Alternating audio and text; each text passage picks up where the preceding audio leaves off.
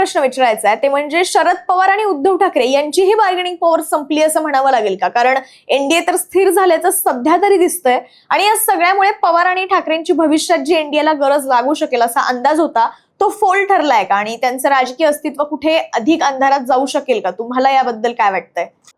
मला असं वाटतं एक लक्षात घेतलं पाहिजे, राजकीय विश्लेषणाच्या बाबतीत असो की इतर कोणत्याही विश्लेषणाच्या बाबतीत असो, त्या वेळची जी परिस्थिती असते त्यावेळेचा उपलब्ध डेटा किंवा सांख्यिकी जे असते त्या आधारे आपल्याला बोलावं लागतं. त्यावेळेच्या परिस्थितीत आपण स्वप्नात तरी विचार करू शकलो असतो का की तृणमूल काँग्रेसचा पराभव होणं हे अशक्य नाही.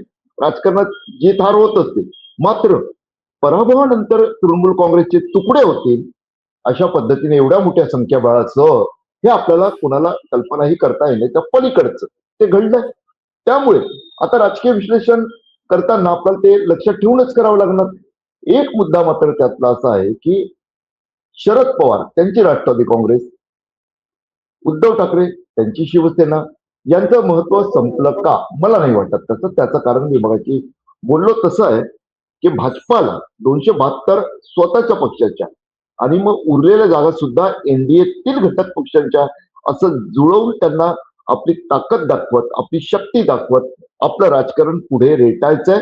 त्यांच्यासाठी या परिस्थितीमध्ये त्यांच्या पक्षाला फायद्याचं जे धोरण असेल, जी समीकरणं असतील तीच आवडणार आहेत, हे वास्तव आपल्याला नाकारून चालणार नाही.